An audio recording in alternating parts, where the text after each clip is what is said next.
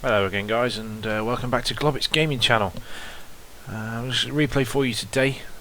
It's been sent in to me by a couple of friends of mine from Melanthius' live stream. This is sent in by Tim. He's platooned up with Shurken from Cadet and Melanthius from BTTF, and they're in the T110E5s. Now, I'm grinding my way to this tank. The main reason I want to show this replay, not only does Tim have an absolute monster game, I don't have many games on this particular map. I mean, since the latest patch has come out, I've only probably had 4 or 5 battles on it. But this, to me, there's been a lot of speculation and a lot of people talking and slagging off this map, and generally saying, oh, I don't like all the covers destructible and it's too open and wide. But this game for me highlights, if you've got a decent team and some good team play, this map allows you to basically cover and support your fellow teammates. And this is a prime example. Now just watch over to those buildings over there where that WZ's just gone. There's an IS-7 comes along now. Behind them there's some really tough tank destroyers on that hill over there. Now watch this. When these guys get up here and spot this IS-7, and also there's quite a strong push here as well, some quite strong tanks. Now watch this, watch that IS-7. Blam.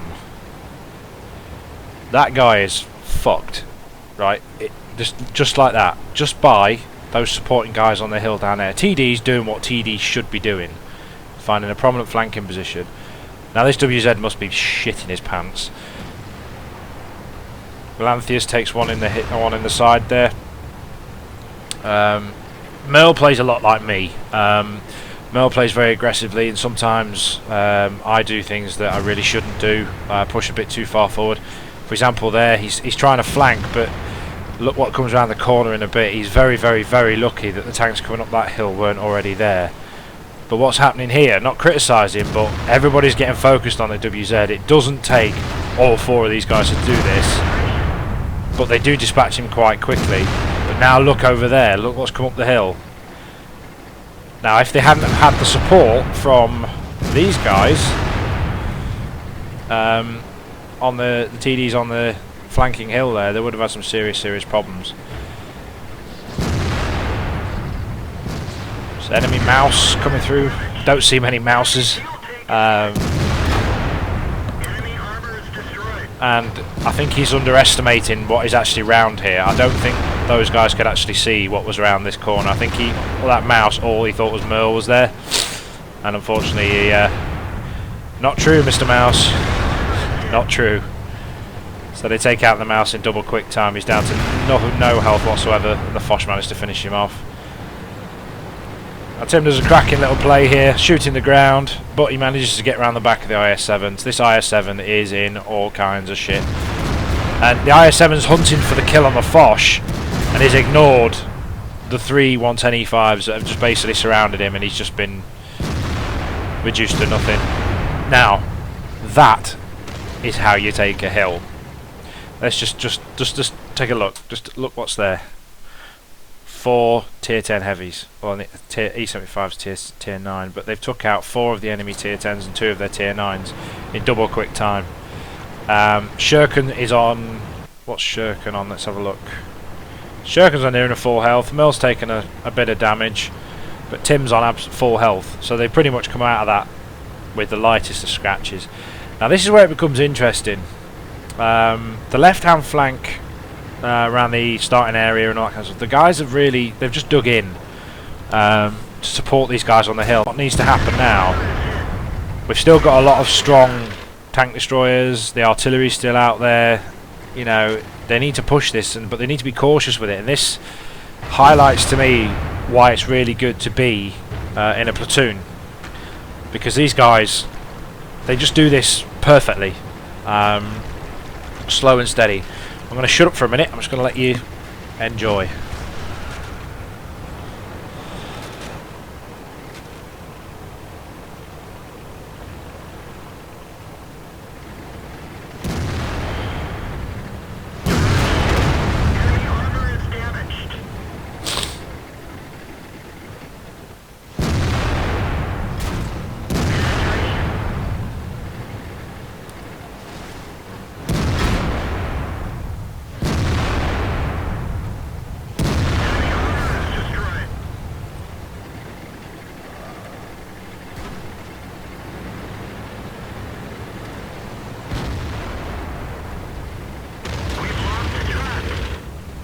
Unlucky strike from artillery there. I don't know what's happened to artillery. I've been playing my GW Panther lately, and to be honest with you, I sold it. Artillery is absolutely pointless in this game now. It really is. It's so boring and frustrating to play. You wait 30 seconds for a reload and it just doesn't fucking do anything anymore. Yeah, it was overpowered in the previous patches, but still, you know what I'm saying? It's just ridiculously been nerfed. I said this in a stream, in one of my streams. Basically, wargaming in one patch, I've done to artillery what they've been doing to the Marder 2 for the last 4 patches. It's absolutely ridiculous what they've done to artillery. I mean, all you needed to do wargaming was just limit the amount of artillery, just 1 or 2 in a game. Makes it interesting. But what you've done is basically, you have to be lucky as an artillery player now, you have to have luck on your side. But anyway, that's that rant over. So, going to the cap circle, the enemy cap circle, there's quite a few dangerous enemy tanks still around. I mean, those Objects 268 are not a tank to be argued with.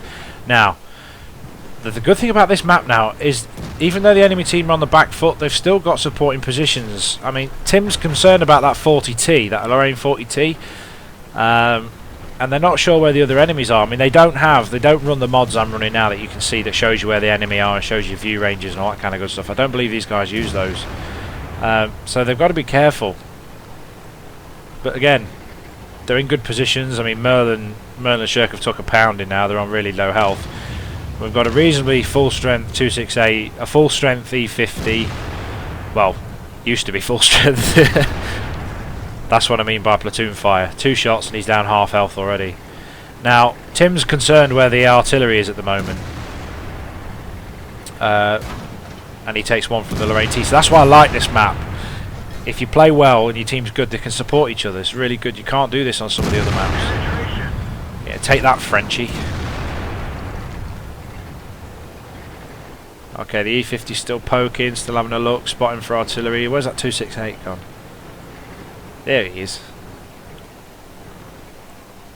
He's looking right at you. Don't go round. Oh, he's distracted. He's distracted. Plants one into him nicely there. And a full strength there and a full strength Jagdtiger as well. This is looking... Oh, artillery takes out 268. Jagdtiger goes completely YOLO. Well, that's all she wrote. It's a clean up now. There's still an AMX-50B out there, which is very, very strong. He could probably destroy their entire team in 1 clip if they're not careful. But they just leathered it again, look. 2 perfect shots, 2 perfect supporting fire shots. Oh, this is all she wrote. These boys are screwed. Just a question of the enemy doing as much damage as they can now.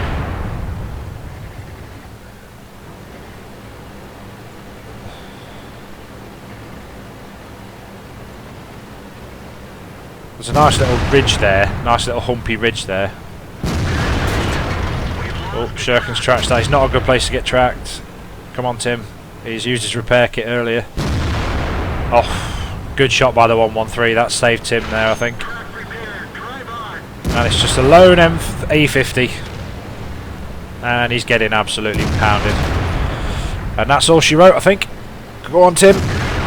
Oh, 2 hit points left. That's a Globbits kind of look, that is, and Merle takes the kill for 2 hit points.